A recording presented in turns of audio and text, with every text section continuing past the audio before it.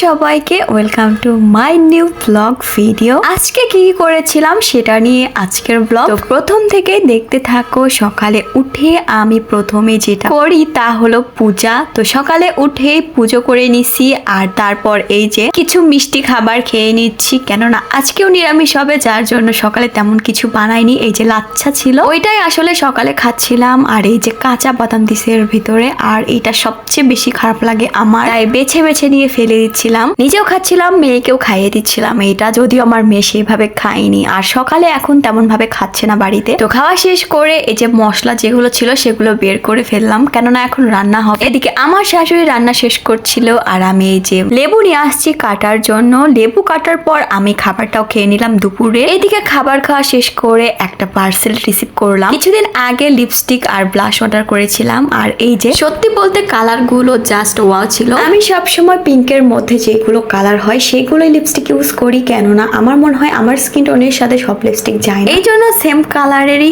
আমি একটা হচ্ছে পিঙ্ক ফ্লাশের আর একটা টেন্ডি বিউটি নিয়েছিলাম। তারপর একটু দুপুরে রেস্ট নিয়ে বিকালে আবার মেয়ের সাথে বিকালের খাবার খাচ্ছিলাম। তারপর সন্ধ্যাতে সুন্দরভাবে রেডি হয়ে নিছি একটা জামা পরে, আর যাচ্ছি মন্দিরে, কেননা আজ থেকে আমাদের এখানে হরিবাসর শুরু হয়ে গেছে, মানে রাত থেকে শুরু হবে প্রায় 3 দিনের জন্য। তো মন্দিরে চলে আসলাম, আর এখানে আমরা সবাই মিলে বসেছি, মানে সাথে মামি আছে, সাথে আমার বোন আছে, সবাই বসে পড়লাম কীর্তন শোনার জন্য। সাথে যে আমার দুষ্টু মেয়েও আছে। কিছুক্ষণ ধরে এখানে বসে কীর্তন শুনলাম, আর তারপর চলে গেলাম খাবার খাইতে। মেয়েকে নিয়ে বসে পড়লাম খাবার খাওয়ার জন্য, আর খাওয়া শেষ করে আবার বাড়িতে চলে আসলাম। তো আমার আজকের ভিডিও এখানে শেষ করছি, দেখার জন্য কোনো ভিডিওতে। ভালো থাকে সবাই, টাটা।